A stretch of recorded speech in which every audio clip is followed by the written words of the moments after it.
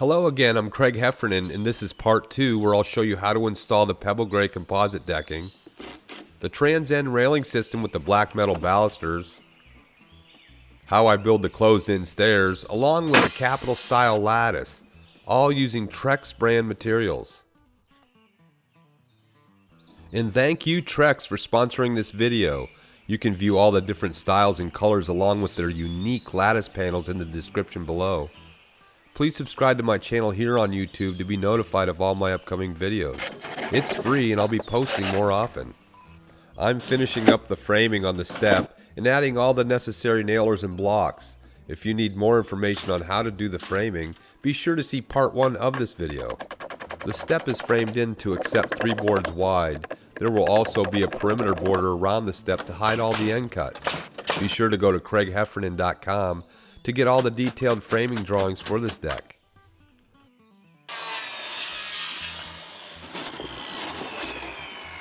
You want to make sure the post sits on the concrete footer below the frost line, and make sure the post that is in the ground is black tarred.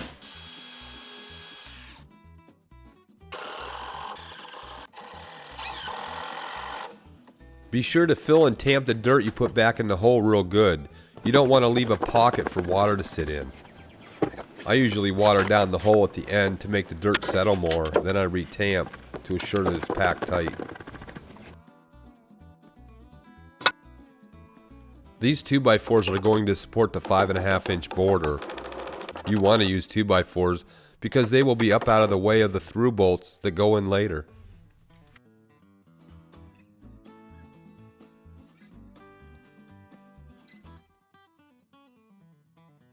To finish up the framing, I'm adding the rest of the nailers and blocking along the pool. I keep the edge of the nailer along the pool rail cap at least 2 inches away. And I also keep the block no less than 3/4 inches away from the corner caps. You don't want to frame up right against the pool because you need room for the winter pool cover cable to slip by. The framing is done and ready for decking, but before the decking I'm going to protect the top edges of the 2x8s with Trex Protect tape. This is a butyl tape with a non-skid surface, so you'll have plenty of traction while laying deck boards. You'll want to make sure you use this tape and don't substitute it with an asphalt-based tape. The tape is going to seal the deck fasteners and will help hold the screws longer and stronger by preventing moisture from entering the tiny splits and cracks and screw holes in the 2x8s. They also make a beam tape that is 3 inches wide. This covers 2 2x8s put together used for beams.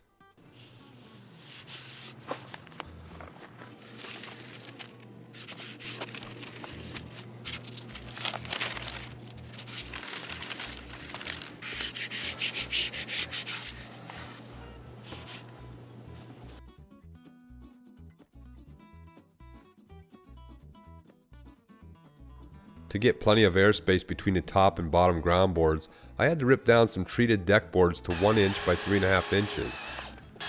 These ground boards are installed now because you would have a tough time after the deck floor closes them in.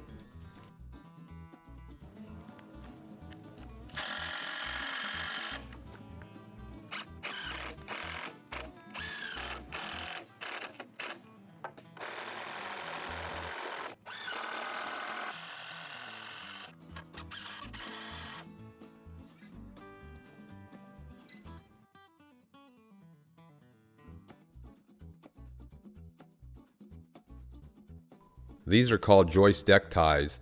They're galvanized and made to be used with treated lumber. I nail them into place with 1.5-inch joist nails, and then I drill a 5/8 inch hole, and then I install just the bottom bolt for now.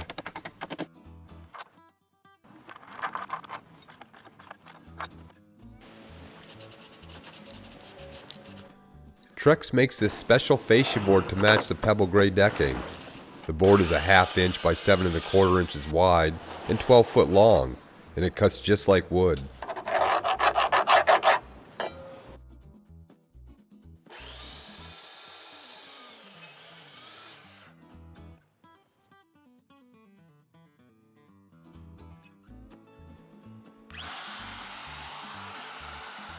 I hope you're familiar with using a router. You'll need it a couple times during this project. I'm using a 3/4 inch straight bit to cut a recess in the back of the fascia board. It makes room for the joist deck tie to sit in. I'm just tacking the fascia for now with 1.5" galvanized brads. The few nails I use will help hold it until I permanently fasten them with Cortex screws and matching plugs.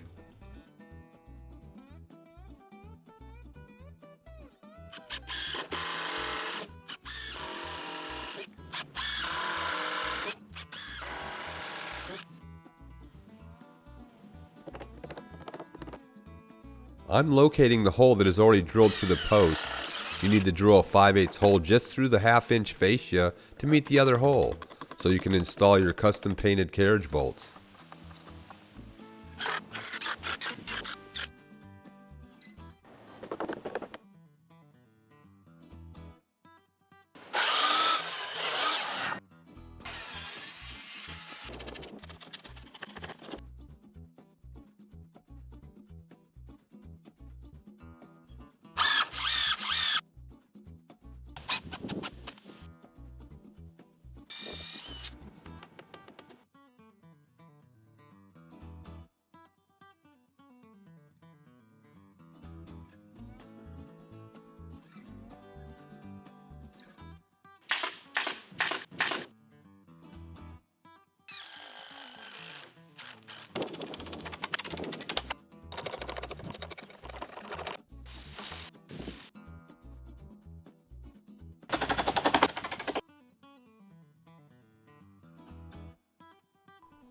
Okay, it's time to start the decking.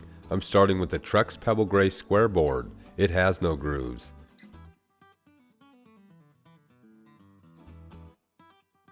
This border will have a 1-inch overhang past the finished fascia board. I mark all the posts, giving a little room for adjustments. And don't worry about the sloppiness, it'll get covered later with a base trim ring.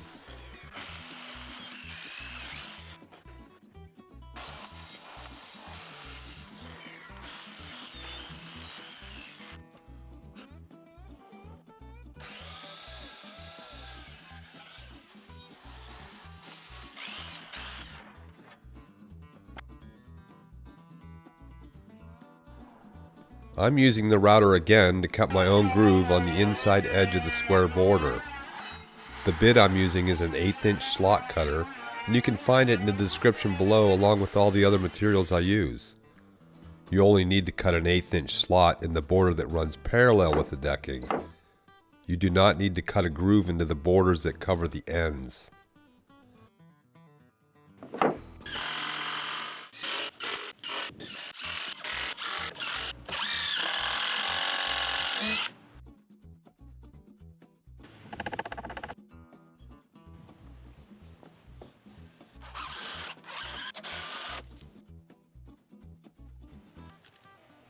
These are the hideaway hidden fasteners made by Trex.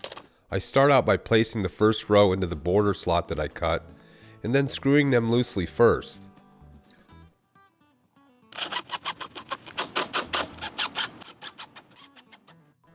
Then the first groove decking board is trimmed on one end and spaced an 1/8 inch away from the adjacent border that has no slot. It's fit tight into the clips but leaves a nice 1/4 inch space between the deck boards. All the screws can be snugged up, but don't over tighten them.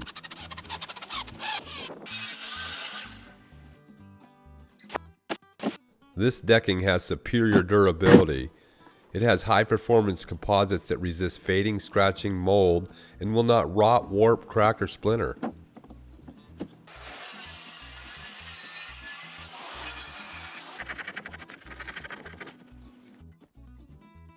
Trex decking will maintain its beauty for decades with a minimum maintenance of just soap and water. They back it up with a 25-year fade and stain warranty.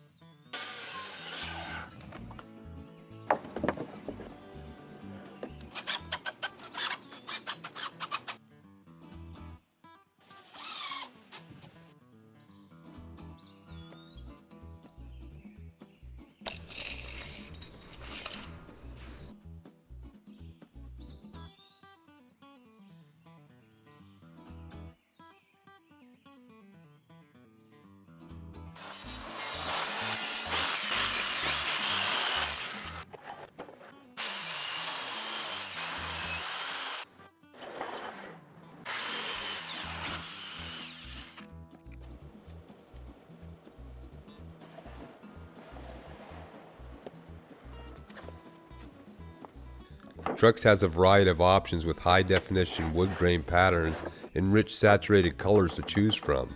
See the description below.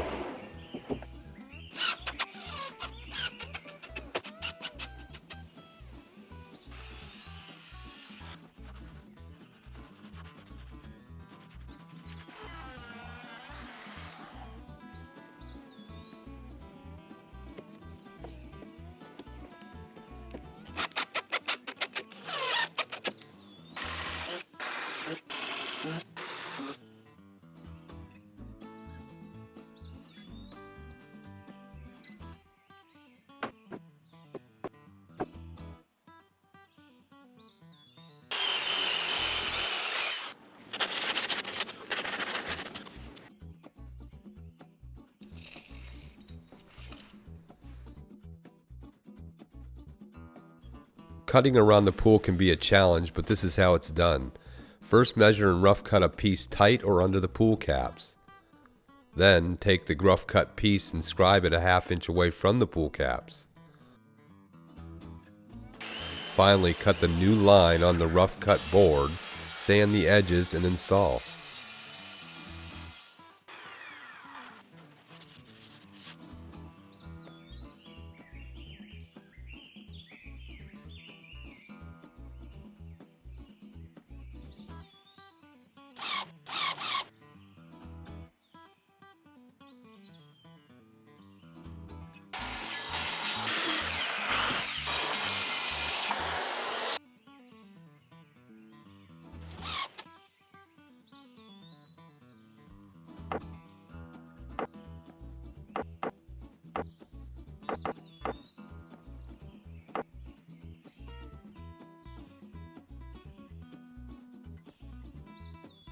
Now all the scrap decking can be cut to length and used for the underskirting under the lower deck.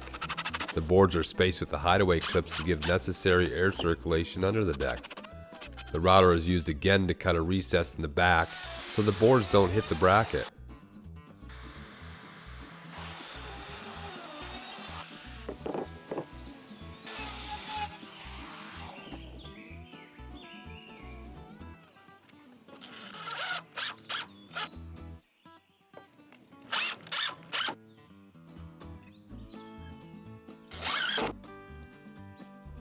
When putting back the siding, you'll most likely have to find and buy matching J-channel. It's fastened to the wall with just window tape. Then the old siding can be fastened back into place.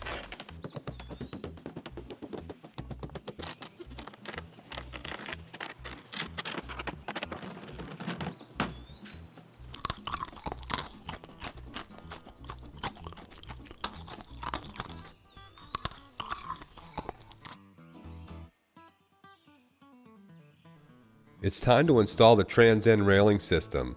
Step 1 is to pick out your post sleeve color. They come in many colors to match your style of railing. They are durable composite and cut easily on the miter saw. They do have posts already cut to 39 inches that you can order. Step 2 is to select your style of post cap and base trim to match your post sleeve.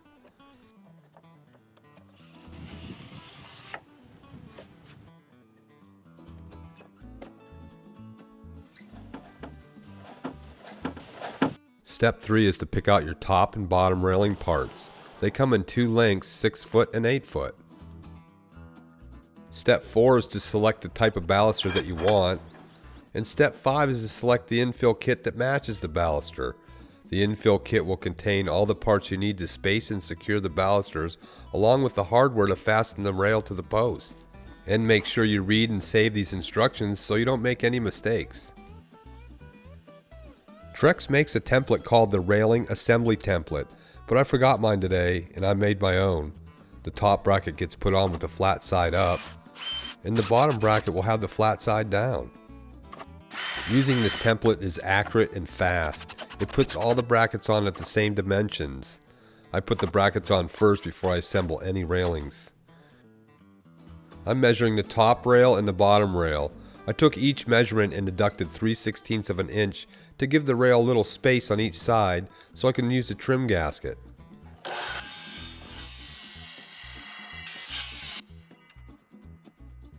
Keep in mind that the rails marked 6 foot on the box is a nominal dimension. when the actual dimension is only 67.5 inches. These are the baluster holder strips, and they're to be cut 2.5 inches shorter than the rail measurement. You must drill a 3/16 of an inch hole centered in the bottom rail. This hole is for the adjustable foot block to be installed later. The baluster spacer strip is set into place and slid over to center the baluster holes even on each end. As you see, the strip ran out of room on one end, and the 2 fillers will be required to fill in the spaces. That's what the 8-inch strip is for in the box.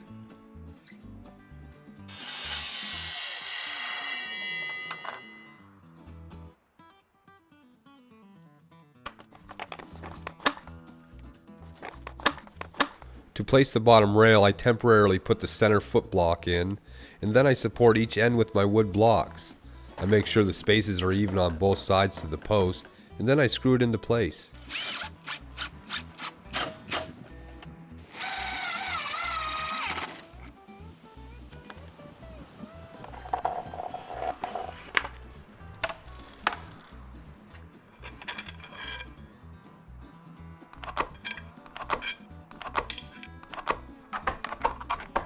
The second baluster spacer is pulled to the top to keep all the balusters in line so the top rail fits on easily.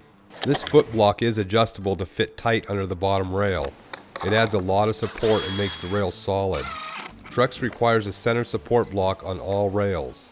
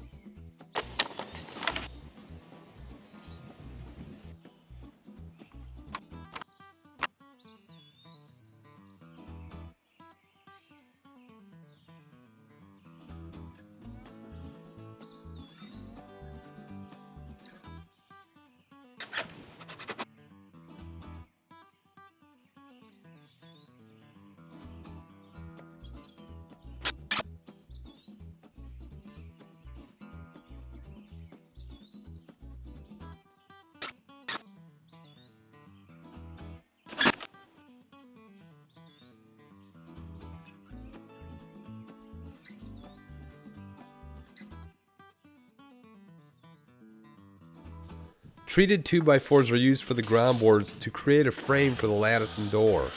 I use the ACQ approved exterior screws to fasten them into place. They are coated to protect the screw from rust and corrosion, guaranteed.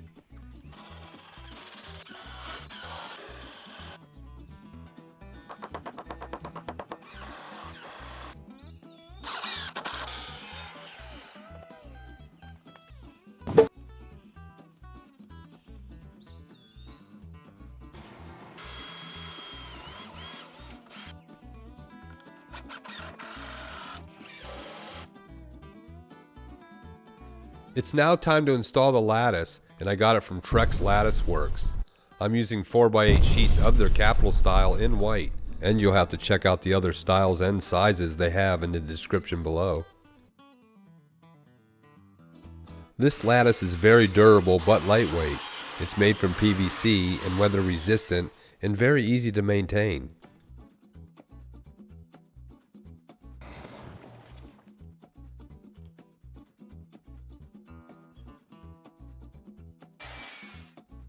Inch-and-a-half galvanized finish nails are used to nail the lattice onto the posts and ground boards. The lattice is easy to cut with a circular saw.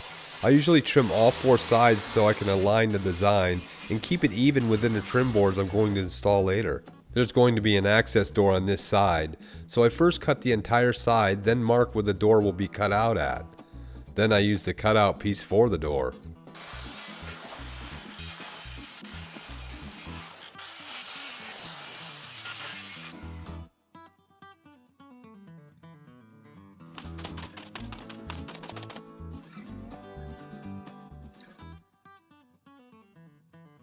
Be sure to watch my upcoming video on how to install the lattice and build the door. It's in much more detail.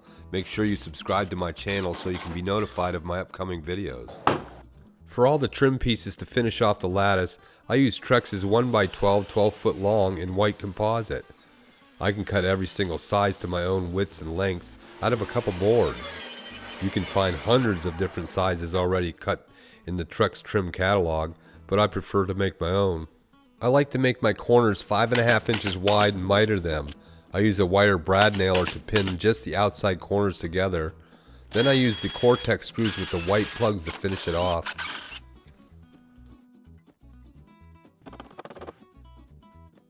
I cut the ends at 4.5 inches wide, and the top and bottom boards are ripped at 3 inches wide.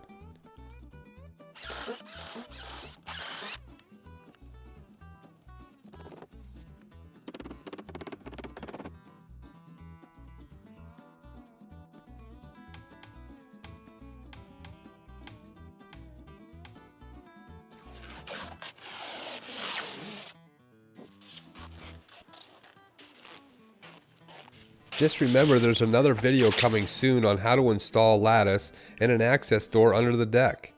It's in much more detail, so stay tuned.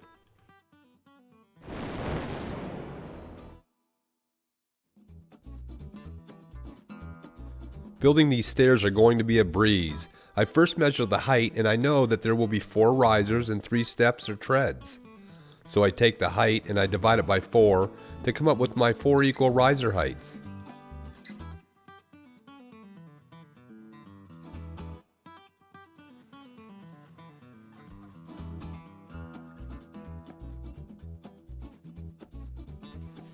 I use the framing square with the square nuts to mark out the treated 2x12 stringer. The square nuts hold the riser and tread measurement while I slide it along and mark.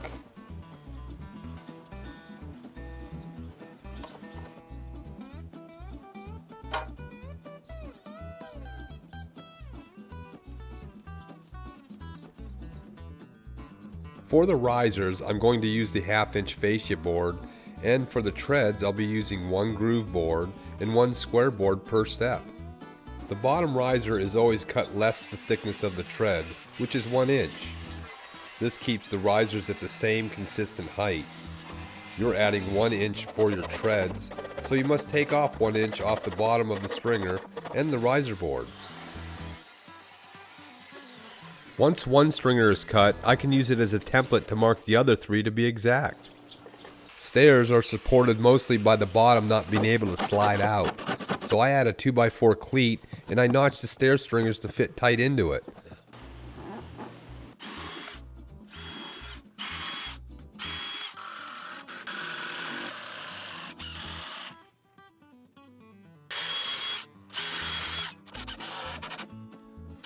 Oh yeah, don't forget about the Protect tape. It's very important to apply the tape to all the horizontal framing members, including the stairs.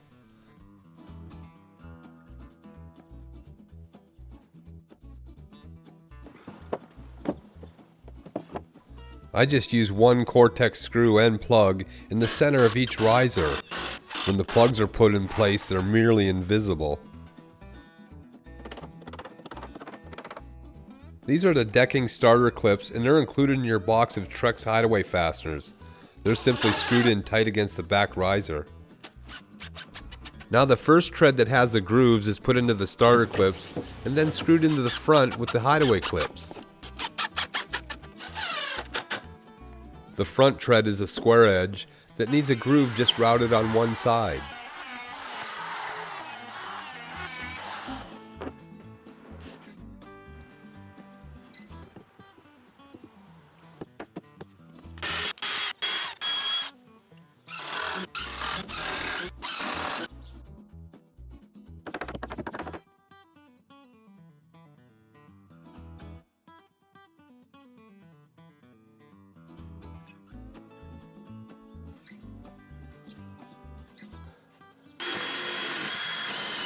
To make access to the pool safe, you'll need to install a 4-foot high safety gate with self-closing hinges and a locking latch.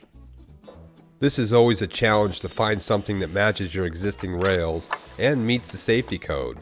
So on this job I made my own gate out of aluminum and had it welded at a welding shop. I also painted it to match the Trex railing.